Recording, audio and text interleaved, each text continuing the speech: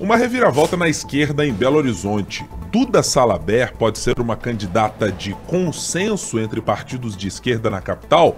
Mas será que o PT e as demais legendas concordam com isso? No plano nacional, aparentemente a novela Daniela Carneiro chegará ao fim e o União Brasil pode ter Celso Sabino ocupando a vaga deixada pela deputada federal. Mas será que isso melhora as condições de governabilidade do governo Lula e pode apaziguar um pouco os ânimos e o ímpeto do Centrão? São esses os assuntos que a gente aborda na edição de hoje do 3 sobre os 3. Os principais fatos sobre os três poderes da República. 3 sobre os 3. Olá, tudo bem? Eu sou Guilherme Ibrahim e você está acompanhando o podcast 3 sobre os 3, que semanalmente aborda os assuntos que perpassam os três poderes da República: o Executivo, o Legislativo e o Judiciário, e as interfaces que a política cria entre eles. Você que já é nosso ouvinte habitual sabe, pode nos acompanhar no seu tocador de podcast favorito, também pode nos assistir no YouTube, youtube.com/otempo, e ainda pode fazer isso também pelo seu tocador de músicas. A gente está disponível nas principais plataformas de áudio para você acompanhar sempre um conteúdo relacionado à política aqui da Sempre Editora. Sempre comigo, também estão aqui na bancada, Marina Schettini, editora de política do jornal O Tempo. Como vai, Marina? Tudo bem? Oi, Guilherme, tudo ótimo. É sempre um prazer estar aqui com vocês. Também diretamente de Brasília, Ricardo Correia, nosso editor-chefe de Brasília. Como vai, Ricardo? Tudo bem? Tudo bem, Guilherme, Marina, todos que nos acompanham, sempre um prazer falar com vocês. Senti a falta de vocês no último programa, não pela ausência de vocês, evidentemente, mas pela minha ausência. É bom voltar a esta bancada aqui, depois de, eu não posso dizer um breve merecido descanso, porque estávamos trabalhando na cidade de Araxá, no grande reduto zemista dessas Minas Gerais, mas confesso que senti falta dos amigos aqui pra gente bater papo sobre política, viu?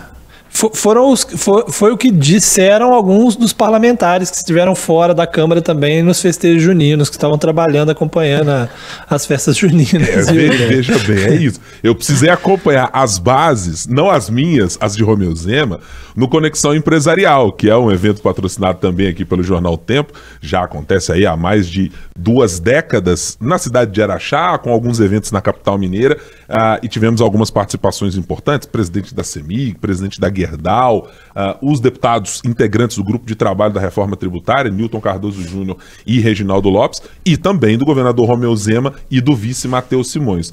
Muito do que se discutiu lá tinha a ver com o que a gente faz aqui no dia a dia, mas os ânimos estavam bem exaltados, afinal de contas o evento aconteceu em meio à grande crise recente do governo Zema, da perda do secretário de governo Igor Eto, e também da não aprovação até aquele momento do PAF, né, do Programa de Aperfeiçoamento, que está lá para ser votado na Assembleia Legislativa. Então, olha, não tinha nada de calmaria, não. Calmaria só para a turma do primeiro escalão do PIB mineiro, que pôde desfrutar de termas, pôde desfrutar de banhos de lama, de alguns quitutes produzidos na terra de Dona Beija, que não foi o meu caso, infelizmente, viu?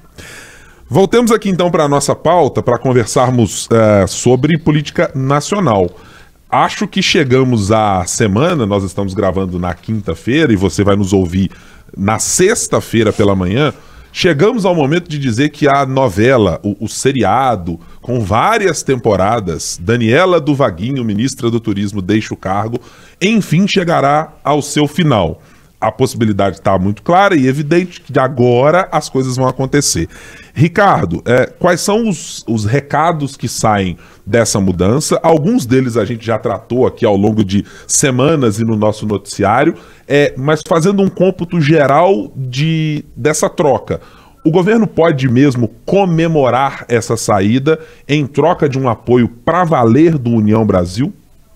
Acho que sim, depende do quanto você chama de pra valer, né? O pra valer, obviamente, não vai ser o 100% da União Brasil, mas vai ser mais do que estava entregando a Daniela, né? É bom, né, ressaltar, porque a gente está gravando isso no início da tarde de quinta-feira e a demissão está agendada para as 3 da tarde também dessa quinta. Então, provavelmente, quando as pessoas estiverem assistindo na sexta-feira, quem estiver nos acompanhando, neste momento já vai ter havido a troca entre Daniela e Celso Sabino, né? A saída da Daniela já tinha sido confirmada pelo marido, então as pessoas pessoas vão nos ouvir quando essa mudança já tiver acontecido.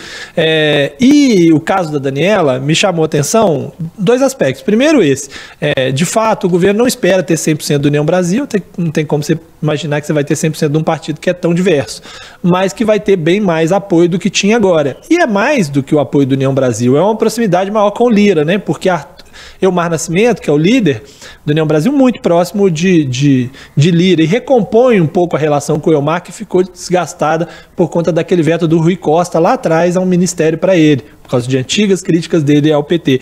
Então, acho que sim, nesse aspecto melhora um pouco a situação, e acho que foi bem contornada essa história, porque quando surgiu a questão da demissão da Daniela, havia ali uma tensão muito grande de como aquilo ia gerar, né, problemas para Lula com ela e com o marido, que apoiaram muito bem no Rio, e que tem um papel importante lá numa determinada região do Rio, né, na região de Belfor Roxo. Mas me parece que se contornou isso muito bem, né, a ponto de ela fazer uma entrega de carta de demissão e de ter alguns benefícios com isso, né, a questão dos hospitais regionais lá do Rio, a questão da vice-liderança do governo na Câmara.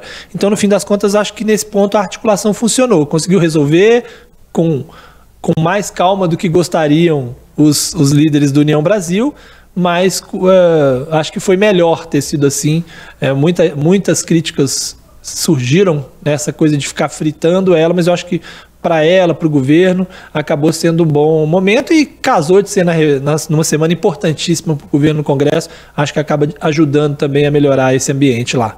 Marina, claro, guardadas as proporções, você avalia que sai-se bem do governo Daniela do Vaguinho, ou é saída do governo Daniela do Vaguinho, a ministra do Turismo, de uma maneira, eu não sei se eu vou usar a palavra honrosa, e é exatamente a que eu queria dizer, mas sai de uma maneira menos ruidosa para o governo e para a própria parlamentar? Eu acho, Guilherme, ainda mais com essa demora, com essa novela que você falou que foi se criando, ainda deu aquela sensação de que o Lula, ao contrário do que dá-se a sensação com o Bolsonaro, que ele não abandona os aliados no meio do caminho. Então, ainda de ter demorado, ainda criou isso. Ela sai, mas ela não sai abandonada, ela sai respaldada, conseguindo, né, os hospitais, dando aquela estrutura que o marido dela, Vaguinho, apesar dele não buscar a reeleição, ele quer fazer o sucessor, porque ele já é reeleito, então ele não pode candidatar de novo. Então dá ali um suporte para ele também, para ele ficar mais forte na busca dele por fazer seu sucessor lá em Belfor Roxo. O Lula fica ainda com a peste de ter ajudado, né, de não ter abandonado, de ter caminhado sempre com quem ajudou ele ali no momento, porque por mais que a Daniela e o Vaguinho não tenham entregado votos necessários para o Lula ganhar ali na região, mas era uma região extremamente bolsonarista, e eles ficaram ali firmes, foram ameaçados, criaram constrangimentos muito grandes para eles ali, e eles não abandonaram o Lula. Então, por mais que não tenha tido efeito na prática, passa um recado: eu não abandono quem está comigo. E é realmente numa semana ideal, né? Porque se você juntar esse cargo que é dado agora para o União Brasil, como eles queriam, com as emendas recorde liberadas, já cria ali o União Brasil, que estava com um discurso mais forte que vamos votar contra, já deu uma amolecida no União Brasil para votar isso. Mas não acho que resolva os problemas do governo com um centrão, né? Porque o União Brasil resolvido ali por agora, porque também eu acho que ninguém mais trata base como se tratava antigamente. Acho que já deu para entender realmente que a gente nunca vai ter uma base,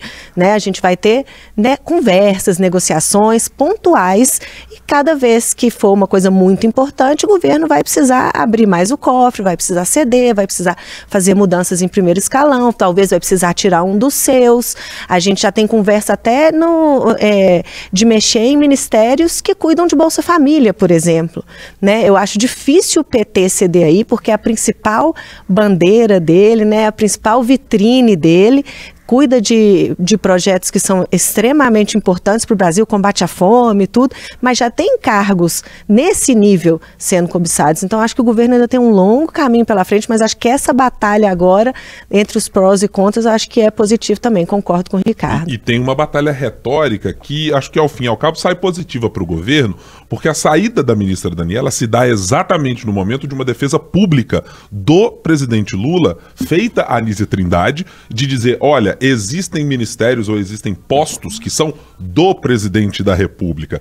Ainda que não seja exatamente o caso do Ministério do Turismo, por motivos óbvios, de não ser um ministério com um orçamento tão relevante assim, de não ser politicamente tão influenciável ou com uma capacidade, capilaridade de chegar a tantos lugares assim para o PT querer que esse seja o seu grande ministério, uma grande vitrine, ao mesmo tempo me parece que passa a mensagem justa de dizer, ó, a Daniela, se não estava exatamente no mesmo barco a ser defendida como Nízia Trindade, está no momento em que a voz do governo está direcionada para dizer isso, olha, defendemos os nossos, estamos aqui com os nossos aliados, não vamos deixar ninguém pelo caminho, a gente não trai quem foi aliado conosco, continua contando com as portas abertas para conversar com todas essas pessoas. Então eu acho que no saldo final para a ministra, saiu no momento, acho que o menos danoso para ela e para o governo também, sai colocando uma espécie de pé na porta, ainda que ela possa ser extrapalaciana, né? Não é o que acontece dentro das conversas com os parlamentares do Centrão, certamente, mas diz o seguinte, não, esse governo aqui cede, mas cede até tal ponto. Não cedemos, ou deixam-se os anéis irem, mas os dedos certamente ficarão. E eu acho que tem aí um outro componente que me parece muito legal nessa história para prestar atenção, que é como o presidente Lula gosta de deixar as coisas correr na opinião pública, e a gente já viu isso ocorrer em outros governos, e por vezes a acomodação política do momento é quem resolve a situação para deixar ela um pouco menos tensa. Esta semana em específico, com Arthur Lira sendo o protagonista, o Congresso sendo o protagonista, desviou um pouco as atenções do governo para que ninguém ficasse prestando atenção. Olha lá, vamos olhar todos os sinais. E eu digo até do ponto de vista de cobertura. A imprensa nesta semana precisa ter uma atenção muito mais detida para o que está acontecendo na reforma tributária, se as mudanças no voto de qualidade do CARF passarão e como esse arranjo se dará. E aí a gente acaba perdendo fôlego ou falta de braços para acompanhar aquelas minúcias, né? De dizer, olha, como é que foi a saída da ministra, quantos dias a ministra bateu o que ele recebeu em troca, o que teve em troca e o que exatamente aconteceu. Eu ouvi de um parlamentar mineiro há algumas semanas que, para tratar da questão de resolver ou não o problema de base lulista, e é um parlamentar com um bom trânsito no PP e com alguma proximidade a Arthur Lira, de dizer o seguinte, ó, essa negociação para a ministra do Turismo é ok, é aceitável, mas é o seguinte, nós queremos tudo de uma vez. Essa história de só ceder o turismo para apaziguar os ânimos, dizer, não, olha só, cumprimos a cota. Não. Não se passaram 2 semanas e a gente está vendo, numa semana, o assédio muito evidente à busca pelo Ministério da Saúde, e depois o assédio muito evidente agora ao ministério do ex-governador Wellington Dias. De esportes também, né? Até a Ana Moser entrou ali na reta. Então, assim, é muito claro que esse é um movimento coordenado. O que está atrás das cortinas é de um movimento de avanço coordenado e conjunto. De PP, de União Brasil, de um pedaço do PL que precisa se equilibrar ainda entre somos uma oposição bolsonarista, mas temos aqui as nossas idiosincrasias nos estados e que precisam ser resolvidas, mas a gente topa sentar na mesa para conversar, vamos lá, nós não somos radicais, etc. E o apetite é tão grande, né, Guilherme, porque na saúde, o Lula tá batendo pé, falando que o Ministério da Saúde é o ministério dele, a indicação dele, que a Nízia pode ficar tranquila, que ela não vai sair, mas já há uma movimentação enorme para recompor a Funasa, que o governo tentou extinguir, tá todo mundo de olho, tem um orçamento aí de mais de 3 bilhões, então já se estuda recompor a Funasa, que vai criar um problema enorme, porque lá quando o Lula criou os ministérios a mais, quando ele assumiu, ele pegou parte dessa estrutura que fazia da Funasa e foi usando para criar esses ministérios sem aumentar a despesa. Então agora se recria a Funasa, e eles não querem a Funasa fatiada ou desidratada, eles querem a Funasa com orçamento e com cargos, então vai criar ainda uma confusão danada. Então, se eles conseguirem a Funasa, já é um avanço muito grande ali para o Ministério da Saúde. Discute-se até tirar a Funasa do Ministério da Saúde, levar lá para o Ministério do MDB, que é no Ministério das Cidades, para ver se deixa a ministra lá mais blindada e fora dessas discussões políticas. Mas o apetite é enorme, é impressionante. Agora, é aquela coisa, né, de você pede muito para ganhar um pouco menos, né? Então, assim, é exatamente isso. Você pede o Ministério da Saúde, você não vai conseguir, mas você consegue um pedaço dele, né? Ou você percebe ali aquela coisa de, né, o tubarão sentindo o cheiro do sangue na água. Você percebe ali que já há um incômodo com o Wellington Dias, porque o incômodo é do Palácio Planalto, ele não veio de fora para dentro, ele começou dentro do Palácio.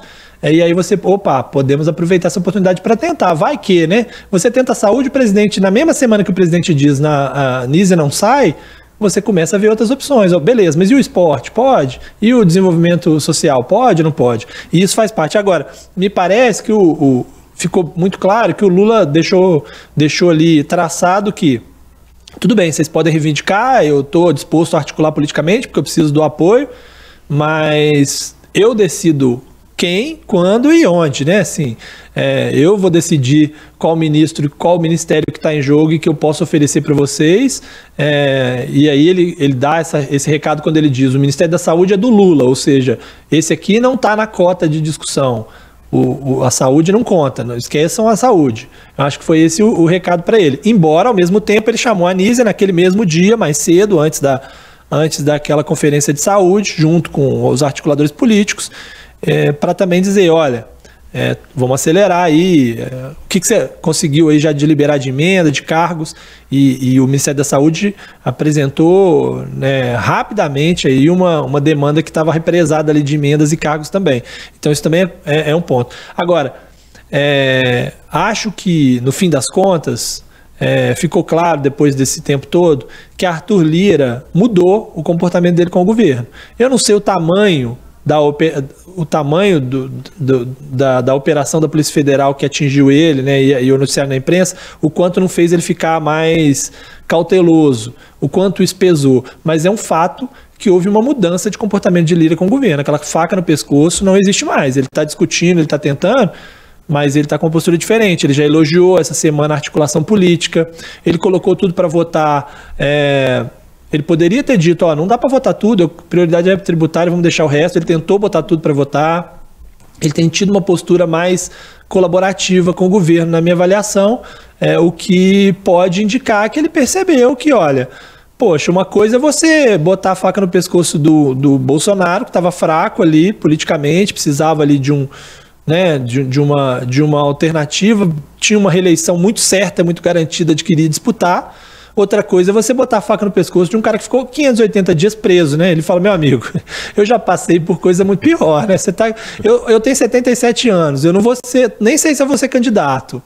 Se vocês fizerem um impeachment meu, assim, isso para mim vai ter um impacto menor do que teria para o Bolsonaro, né?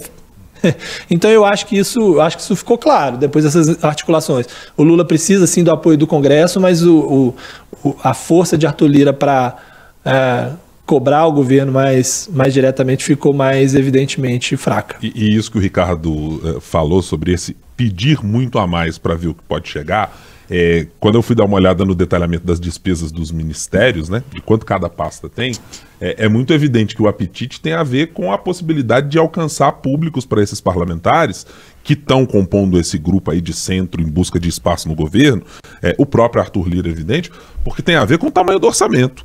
Você vai olhar para o orçamento do Ministério do Desenvolvimento, Assistência Social e Família, que primeiro, já se sabe o tamanho, tanto para Jair Bolsonaro quanto para Lula, Dilma e todos os outros que passaram pelo governo recentemente, sabe-se o tamanho da importância que ele tem para atingir eleitores, digamos assim, com o menor custo operacional. Você tem que fazer menos esforço político e botar muito da máquina para funcionar para chegar até esses eleitores.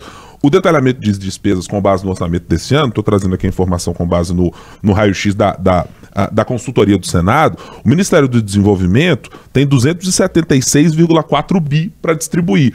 E lembrando que ainda tem o componente de estar fora do orçamento, porque já foi aprovado lá atrás, como a tal a PEC do fim do mundo, ou como era chamada pela oposição à época. Então você já tem uma garantia de execução de um recurso que vai atingir o eleitor no ano de 2023, que não é ano eleitoral, mas no ano de 2024, que é um ano eleitoral importantíssimo nas bases dos parlamentares, olhar também para o Ministério da Saúde e para a Funasa, como a Marina disse, é também olhar para esse orçamento. São 181,6 bi de despesas previstas para o orçamento desse ano de 2023. Alcance, capilaridade, são braços para alcançar um eleitor em bases eleitorais e redutos, onde esses parlamentares do Centrão, que talvez não podem se guiar pela ideologia, né? Que ora vão ter que caminhar para um lado pró-Lula, ora para um lado mais pró-Bolsonaro, mas eles vão ter um ativo enorme quando tem a possibilidade de estar inseridos nessas pastas. Recurso na ponta para o eleitor, para dizer, independentemente da coloração partidária, o que eu trouxe aqui para a cidade foi recurso. Nomezinho na placa colocado, emenda de dar ao deputado, ou recurso obtido por meio de determinada conversa ou acordo político, é o que o parlamentar, no fim das contas, quer. E saúde é uma coisa, né, Guilherme? Porque além do orçamento lá de quase 200 bilhões, a saúde virou uma área muito importante depois da pandemia, e que cria um problema também, porque se o Lula abre mão de uma pessoa técnica na saúde, depois de ter batido tanto no Bolsonaro, chamando de genocida, da postura dele na pandemia, e coloca alguém do Centrão lá, que não tem ligação com a área, cria um problema muito grande. E também a saúde é uma área importantíssima, eu ousaria dizer que talvez seja mais, nas eleições municipais. Então, quando você garante emendas num ano pré-eleitoral de eleição municipal na área da saúde, já te cria uma situação muito favorável ali na disputa que você vai fazer lá na sua cidade. E é o dinheiro do orçamento secreto, né? Na verdade, grande parte do orçamento secreto foi para o Ministério da Saúde. Então, justamente por isso que ele foi o principal alvo. Porque quando houve o acordo para acabar com o orçamento secreto, destinaram grande parte dos recursos para o Ministério da Saúde, e essa verba, era justamente essa verba que não estava sendo liberada, o que causou essa ira da turma toda, mas que parece que agora já está solucionada, né? E que é tratado como aquela história do dinheiro certeiro, né, no interior. Olha aqui, eu sou deputado, destinei dinheiro aqui para aumentar o número de consultas eletivas especializadas aqui na cidade. Aqui tem emenda do deputado XYZ. Isso, gente, para quem acompanha a política no interior, é quase que mensal você aparecer um deputado na sua base eleitoral dizendo aqui, mais recurso para o hospital municipal aqui, ou hospital da região, ou se tiver um consórcio de saúde ali em determinado município. Esse é tido como os parlamentares como uma espécie de do voto garantido, né? É uma ação que é boa para todo mundo. É boa para o prefeito que ganha recurso, é boa para o parlamentar e é boa para o governo que encontra também alguma maneira de ter pelo menos um afago em quem ele pretende que seja base, como é neste caso Luiz Inácio Lula da Silva. Passemos agora para a gente tratar do nosso assunto local. Afinal de contas, Belo Horizonte também está com alguma movimentação importante de política partidária. Tivemos uma reportagem trazida nesta semana no nosso jornal Tempo, no nosso portal, tratando de um possível movimento político na esquerda, centro-esquerda, a classificação fica aí a critério e a gosto do freguês, de que a deputada federal Duda Salabert poderia migrar para o PT e com isso tentar encorpar uma espécie de colosso na esquerda. Tentar trazer Partido dos Trabalhadores, um pedaço do PDT, partido ao qual ela está afiliada nesse momento, de lambuja fazer algum acordo com a Federação Rede, PSOL, e tentar trazer todo mundo para fazer uma candidatura unificada de esquerda. Acho que esse é o sonho que a gente ouve da boca de pessoas do campo da esquerda há muitos anos, dizendo, não, uma candidatura unificada e etc.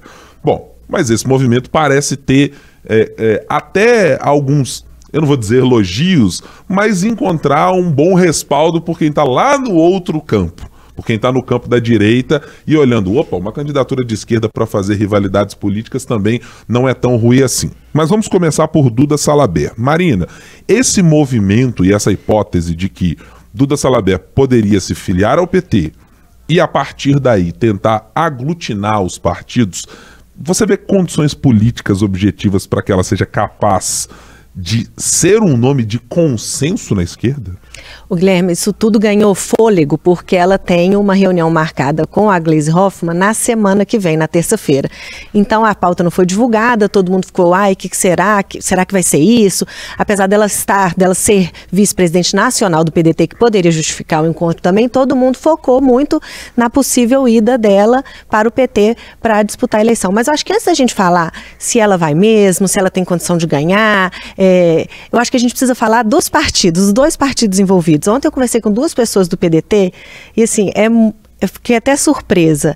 Eu acho que ela não vai ter uma vida fácil, sabe? Eles não acreditam, né, que ela vai fazer esse movimento mesmo. O pessoal do PDT reclama muito da postura da Duda, que quer ser tudo, mas não acaba sendo nada, nas palavras deles. Ela é quase tudo. Ela queria ser ministra, depois ela ia ser presidente de comissão na Câmara, e ela nunca vira nada. E o temor do partido é que isso atrapalhe o PDT nas eleições, porque ela é tudo, então o PDT não consegue trazer nenhum aliado para ele e o PDT acaba fechando porta e indo sozinho para a eleição. Então esse é um grande temor. E ela não vai ter vida fácil. Se ela realmente resolver sair do PDT para ir para o PT, essas duas pessoas que eu conversei deixaram muito claro, nós vamos atrás do mandato dela. Não é porque a gente é base do PT, porque o PDT tem até um ministro, né, no governo Lula, não é por isso que a gente não vai atrás do mandato. Existe uma janela. Se ela não respeitar a janela, se ela quiser passar pela janela, furar a janela, né? Ela vai ficar ali no meio do caminho. Então o pessoal fica muito irritado com ela. Nesse mesmo dia, né, que isso começou a circular e ela não negou, então é isso que eu acho que cria ainda esse mal-estar maior ainda dentro do partido. Eles falam, ela deixa rolar porque para ela o negócio dela é estar em evidência, ela não aguenta. Eles falam, é dela, ela não aguenta não estar em evidência, então ela acaba cavando essas coisas ou pelo menos deixando que essas coisas ganhem fôlego. No PT também, logo que surgiu isso, o Rogério Correia, que é um dos nomes mais pensados aí para ser nome do PT, já correu lá nas redes sociais dele, já gravou um vídeo, falou, olha, eu estou aqui em Brasília, mas eu não esqueço da minha Belo Horizonte. Ele que foi vereador, deputado aqui, né, deputado estadual, ficava aqui em Belo Horizonte, agora ele está lá na Câmara. Então eu acho que gerou mais um mal-estar do que alguma coisa para se consolidar mesmo como verdade. Ricardo, essa postura que pode se dizer de capitã de si mesmo, ou líder de si mesmo de Duda Salabert, já é conhecida do eleitorado e, em especial, do PDT. É um grande empecilho para que ela seja alçada, ou mais do que isso, aceita nessa condição de nome quase que exclusivo da esquerda para uma candidatura no ano que vem? Acho que sim, né? Eu acho que assim, ela conseguiu unir, né, PT e PDT, neste caso, nas críticas, né? Porque, de fato, houve reações muito negativas dos dois lados, né? Eu conversei com algumas pessoas do PT que disseram, assim, o quanto que a postura dela, sobretudo nas eleições de 2022, sobretudo, em algum momento até chegando a colocar no mesmo patamar Lula e Bolsonaro, aquilo inviabiliza completamente a hipótese dela ser uma candidata do PT. Né? E assim, inclusive publicamente, uma entrevista que a gente fez publicamente com a Gleide Andrade, que é tesoureira nacional do PT, né? Secretária de Planejamento e Finanças, que está no ar, inclusive, em vídeo, ela fala sobre não ter ouvido falar, né? Ela fala, não ouvi falar, na discussão nacional isso não tem, e ela diz, o nacional é quem vai cuidar das cidades maiores, das capitais, das cidades com mais de 100 mil habitantes, ou seja, isso aí não prosperaria, né? E acho que junto ao grupo de Lula, mais propriamente ligado a Lula, isso não prosperaria. Não faria sentido o PT, optando por ter uma candidatura própria, puxar alguém do PDT, porque se ele quiser compor de alguma maneira, ele vai compor não com o candidato do PT, provavelmente vai compor com o Fuad, já que, né, se for para os petistas abrirem mão, eles vão abrir mão para o prefeito que está no cargo. Essa é a minha avaliação, embora hoje eles digam que vão ter candidatura própria, né? Então, assim, mesmo essa reação ruim no PT dificulta a possibilidade até dela sair no PDT sem perder o mandato. Porque, assim, uma coisa é ela brigar lá no PDT, mas o Lula virar para o Lupe e falar, ô Lupe, mas nós queremos muito, por favor, nos ajude nessa aí, deixa ela trocar. Outra coisa é o PT já não querendo falar para o PDT ajudar, né? É mais fácil dizer, infelizmente seu partido não, né, tá dificultando, a gente não quer arrumar uma briga com o PDT também, porque é aliado, em vez de unir, nós vamos acabar separando, então não rola, né? Me parece que hoje o grande nome para a corrida eleitoral em relação ao PT é, de fato, Rogério Correia. Eu até tenho dúvida, a Marina falou sobre a questão da rede social, se aquilo já não estava preparado antes e se não foi o contrário, se o grupo da Duda que não se movimentou de maneira a tentar se colocar, já que ele começava a se movimentar, né? Quem fez o movimento primeiro, né? Se o grupo da Duda que foi, né? Ou se foi o grupo do Rogério. Mas acho que hoje o Rogério Correia é um nome mais dentro do PT, que tem mais apoio. Tem outros nomes, que é a Beatriz, mas que é próxima dele, a Macaé, que também é esse grupo da educação. Então, me parece que quando fala dos 3 nomes, está se falando de um nome só, e acho que dificilmente haveria essa composição em torno da Duda, com a Duda no PT. Acho que pode haver algum tipo de composição com vice, com alguma coisa assim, mas me parece que não é o caso, e acho muito relevante essa discussão sobre a Duda ser ela, né? Ela era de um partido, depois estava em outro, mas ela sempre, mesmo no PDT, ela tinha uma postura muito diferente da postura que tinha o partido naquele momento. Isso causava rusgas e problemas ali no PDT, e isso, evidentemente, na hora de uma candidatura majoritária, faz muita diferença, né? Numa candidatura ao legislativo, não, porque mesmo com as divergências, os votos dela interessam a todos do partido, mas na hora de definir vai ser você ou vai ser você, essa postura mais individualista, vamos dizer assim, ela dificulta muito, né? Eu tenho um componente aqui para fazer uma espécie de advogado do diabo, eu acho que pró-Duda, pelo que eu fui me atentar. Primeiro, para prestar atenção, quando o PT teve alguma candidatura exatamente competitiva em Belo Horizonte pela última vez? Em 2012, com Patrus Ananias, derrotado por Márcio Lacerda no segundo turno, com pouco mais de 40% dos votos válidos contra 52% de Márcio Lacerda. Nas 2 candidaturas seguintes, o deputado federal Reginaldo Lopes, em 2016, foi o 4º colocado na eleição, com pouco mais de 86.200 votos. Nilmário Miranda, em 2020, foi o 5º colocado, com pouco mais de 23.300 votos. Eu vou fazer aqui uma analogia que vai parecer... Não é exatamente uma analogia. Nilmário Miranda perdeu para Rodrigo Paiva, do Partido Novo, que era um candidato que é tratado aqui em Belo Horizonte como um candidato absolutamente danico, que era colocado no rol dos candidatos menores. Estamos falando num ano em que já havia, evidentemente, um antipetismo bastante exacerbado, mas já havia passado o grande momento de críticas a Dilma Rousseff, de impeachment, etc. Então, o meu ponto é o seguinte: o PT tem de fato candidaturas competitivas ou nomes competitivos, porque Rogério Correia, Beatriz Cerqueira ou Macaé Evaristo são, digamos, de uma mesma geração, né? Essa geração, Nilmário Miranda, Reginaldo Lopes, que são parlamentares que estão recorrentemente se elegendo para o legislativo, mas que ainda não apareceram no executivo com candidaturas competitivas. É evidente que cada cenário eleitoral tem as suas particularidades, de quanto o partido está bem colocado naquele momento. Neste momento, inclusive, é claro que a gente olha para o cenário nacional com as avaliações estáveis do presidente Lula, a possibilidade de recursos chegarem a Belo Horizonte inflados pelo governo, a possibilidade de ter um prefeito que não é exatamente hostil ao PT para formalizar uma aliança. Mas eu olho para os candidatos e para os nomes aventados pelo PT até o momento, e eu acho que eles têm até um componente ideológico e de qualidade para o debate ou para o enfrentamento, neste caso, quando você olha para o outro lado, tendo Bruno Engler como um nome que parece até o momento estar absolutamente consolidado para ser o candidato de oposição a este campo.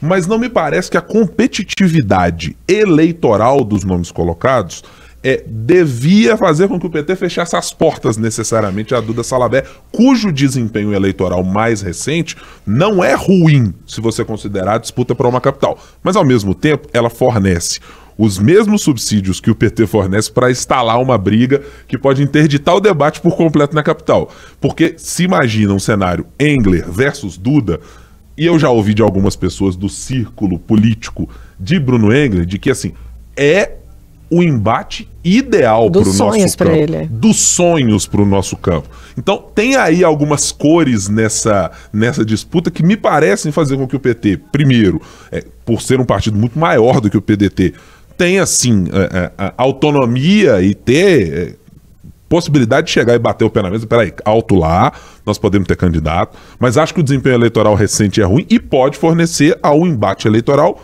a grande arma para os seus adversários. O que a gente, quando conversa com o pessoal do PT, que não quer a Duda, fala, ok, ela teve, são eleições diferentes, obviamente, mas ela teve 208 mil votos para deputado federal. A Beatriz, que não é a mais cotada, deu 246 ou 248. Então a Beatriz teve mais votos que a Duda.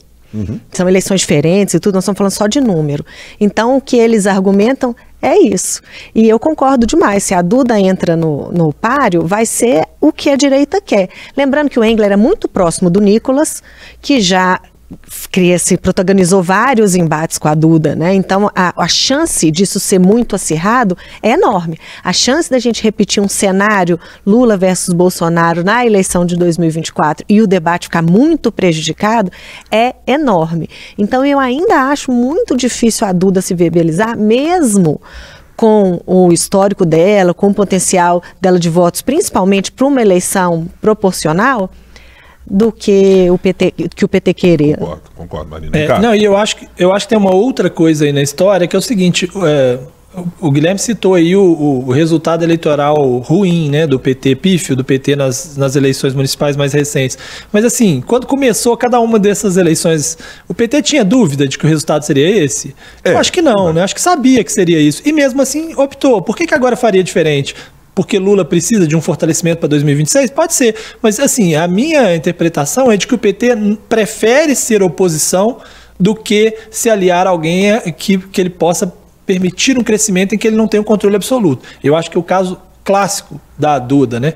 Se ela estiver no PT e for eleita prefeita, em algum momento houver uma divergência, ela vai tomar uma posição firme e dizer, não, eu que decido aqui. E o PT não gosta disso em lugar nenhum. Não gostou com o Freixo no Rio, por muitos anos, não gostou com Boulos em São Paulo, embora agora haja uma relação um pouco melhor. Então, assim, não me parece haver no PT o interesse de fortalecer uma outra liderança em Minas que não seja desse grupo que já está aí no controle do partido. E tem sempre a coisa de que, o argumento de que há uma eleição de 2 turnos e que então não faz sentido, você não precisa ganhar no primeiro, você não precisa ter o candidato coisa, você pode estar compondo no segundo, o mais importante é impedir a direita de ganhar, né, na versão deles da história. Então, isso tudo me faz crer que é muito, muito, muito difícil, muito improvável que a gente tenha uma reviravolta nesse aspecto. Eu também acho nesse aspecto, Ricardo, porque ouvi de uma pessoa do grupo político da Duda, não agora, já há mais tempo, de que, evidentemente, até por razões objetivas dela não poder ser este nome de consenso, tanto pelo desejo interno do PDT, que talvez não, com certeza não é o de ter Duda deste tamanho e ao modelo Duda de fazer política, que é de ter, não, candidaturas fracionadas na esquerda pra gente não são exatamente um problema. Ao contrário do que é o discurso da Duda abertamente, dizer, não, temos que fortalecer o campo da esquerda, etc. Mas isso é tratado por quem politicamente articula ou observa os movimentos de Duda Salabert, de que assim, não é tão ruim não, porque se o debate for de fato, e o raciocínio aplicado por essa pessoa é dessa maneira. Porque se o debate for caminhar para um modo Bruno Engler de fazer uma disputa, quanto mais pessoas tivermos para fazer o enfrentamento direto, melhor, né? Quanto mais pessoas no campo da esquerda tivermos para fazer este enfrentamento, melhor. Não será um embate ruim tê-lo, digamos, confrontado por mais vezes. Porque aí é um embate que entra rede social, entra engajamento, entram outros fatores que dizer, olha, tem 4 batendo em 1, ou 3 batendo em 1, ou 2 batendo em 1, não é ruim, não, porque talvez o acordo chegue para o segundo turno, como mencionou o Ricardo. Não, tudo bem, a gente não se acertou no primeiro, mas aqui, diante, digamos, de uma dificuldade comum que poderíamos ter com o adversário, vamos se organizar e vamos se acertar por aqui mesmo? Então, essa análise também, por mais que o movimento abertamente seja uma coisa, nos bastidores a realidade bate à porta e de que uma candidatura da Duda Salabert solitária, uníssona, como o nome da esquerda em Belo Horizonte, ela de fato encontra barreiras que parecem, pelo menos momentaneamente, intransponíveis para ela. Voltaremos a falar desse tópico da esquerda, porque a gente sempre traz aqui como é que os campos estão se movimentando e cada vez mais os campos e menos algumas candidaturas individuais estão ficando bem marcados aqui nessa nossa conversa semanal. Senhores e senhorita, caminhamos aqui para o final do nosso podcast nesta semana, portanto queria saber quais são as apostas de vocês para o noticiário ou para acompanharmos o noticiário da semana que vem. Marina Schettini, devemos prestar atenção em que na próxima semana? Aí eu vou voltar os nossos olhos para a Assembleia na semana que vem, porque o Gustavo Valadares vai, enfim, começar a trabalhar no cargo dele, e a gente tem tido dias muito complicados para o governo aqui. O governo voltou a reunir a base, voltou a pedir coesão, então, ou seja, chamou, deu o recado ali, vocês não estão fazendo o que a gente precisa. A base respondeu, falou, mas vocês não conversam com a gente.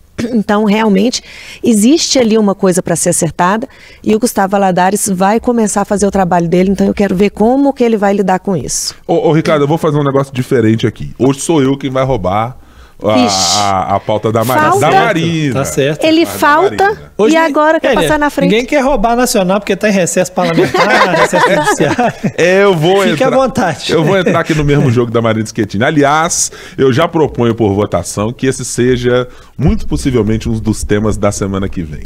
Essa articulação de governo Romeu Zema, que no começo do ano nos parecia assim, olha, o governador está sentando à mesa com todo mundo, está conversando, portas abertas nas secretarias, nos órgãos como o DR, etc. Ué, redundou em alguma coisa exatamente para o governo tão boa quanto o governo imaginava? Teve secretário de governo demitido, o governo está passando um perrengue danado para conseguir aprovar o PAF, tendo que ali chegar meio com pires na mão para o governo federal, dizendo, gente, segura o governo um federal já cobrou, já mandou uma notificação, ó, nós queremos receber, então vai ser muito tenso. Então que base é essa que está tão claudicante e titubeando o tempo inteiro para conseguir ser formada? Eu tô com a Marina dessa, olhares destinados para a Assembleia Legislativa, porque me parece que o mar de calmaria que parecia se desenhar no começo do governo Zema, claramente não está fechando nesse momento, não. Eu vou só completar o nosso olhar para a Assembleia, já que a gente está junto, assim, nós somos um grupo, né, sim, Ricardo? União assim, Brasil, é a união, né? De Minas Gerais. Não é a União Brasil, mas é uma união que está se formando. O M, não de Minas. Isso. Quando a gente, nesse olhar aí, para a gente prestar uma atenção no Tadeuzinho. Porque o Tadeuzinho, essa semana, já fez uma publicação ali, inocente ali, dizendo que valoriza os servidores, por isso vai colocar o reajuste da educação para votar. Se a gente pensar que o governo não quis que invertesse a pauta para votar primeiro o PAF, depois os servidores, e no mesmo dia, horas antes, tinha colocado o Cássio, que é o líder de um dos grupos da base, para dizer, nós só conseguimos dar reajuste se aprovar o PAF, então acho que já foi um recadinho para o governo. Lembrando que Agostinho Patrus também começou mais amigo ainda do governo, porque ele era o candidato do governo desde o início, e o Tadeuzinho só foi candidato do governo porque o governo não teve outra alternativa. Então eu acho que essa relação também é para a gente acompanhar. Sinais, fortes sinais, diria outrora Emael na sua nunca sempre exitosa campanha, mas sempre participativo nas eleições. Ô Ricardo, qual é a sua aposta? Com recesso, com tudo que está acontecendo, o que apostar e para onde olhamos na semana que vem? Eu vou manter minha tradição de aposta nacional aqui, também para falar de uma relação que parece estar um pouco estremecida. Eu quero ver como é que vai ser o rescaldo aí na relação Bolsonaro e Tarcísio após a votação da reforma tributária. O quanto vai haver aí algum tipo de rusga, né? Porque ela coincide com o momento em que vamos começar a discutir os sucessores de Bolsonaro, né? E há uma posição muito clara do governador agora apoiando a reforma enquanto Bolsonaro é contra, e isso gerou ali alguns recados para Tarcísio, né? Do grupo bolsonarista. Fábio Weingarten mesmo escreveu nas redes sociais, atacando a posição do governador, como quem diz, olha, pensa bem, você vai perder o apoio do bolsonarismo, você não vai respeitar a posição do ex-presidente. Então eu estou curioso para ver como é que vai ser na semana que vem a relação, como é que vão ficar os recados, se vai ter havido mesmo a promessa de chamá-lo de traidor, né, o Tarcísio, porque de fato neste momento vamos começar cada vez mais a medir o tamanho dos dois, o peso dos dois e a importância dos dois. De um ex-presidente que lidera um movimento, que é padrinho político, mas que está inelegível, ou de um governador de estado que parece começar bem sua administração, com chance de reeleição, com probabilidade de lá na frente ser candidato a presidente e que tem ali toda a máquina do governo de São Paulo nas mãos, né? Em algum momento, Tarcísio ficará mais forte que Bolsonaro, e eu acho que Vamos começar a medir o tamanho de cada um aí a partir dessa decisão da reforma tributária. Aparentemente, Tarcísio começou já a assinar o plano inicial da academia para se fortalecer mais do que Bolsonaro. Tá meio claro que colocou a bermuda, colocou a blusa para ir para academia, tá só esperando para ver se vai ter personal trainer, se vai ter que fazer a ficha sozinho ou o que é que vai acontecer. Ricardo Correia, a gente se fala na semana que vem. Se vocês estiverem aqui, imagino que estarão, né, no próximo programa, mas... Não falta, eu não costumo faltar. Não, sei quem falta. Se vocês estiverem, estarei por aqui também, tá? Conto com a companhia de vocês. Acontece. A gente fica feliz, né? Mas a gente não costuma faltar, né, Marina? Não, a gente tá sempre aqui. Não, tá sempre. Pode contar com a gente. Eu também. A falta foi esporádica e justificada. Não houve punição, inclusive, nem administrativa, porque tinha trabalho acontecendo, inclusive. Valeu, Ricardo. Um abraço. Até semana que vem. Um abraço. Até semana que vem. Marina Schettini. Até semana que vem. Até. Muito obrigado a você que nos acompanhou em mais uma edição do 3 sobre os 3. Para você nos acompanhar, pode assinar aí no seu tocador de podcast, no seu tocador de música, nos acompanhar no YouTube, da maneira que quiser. Sempre às sextas-feiras, logo cedo, tem um novo episódio de 3 sobre os 3 pra gente falar sobre política no Legislativo, no Executivo e no Judiciário. Até a próxima semana. Tchau, tchau.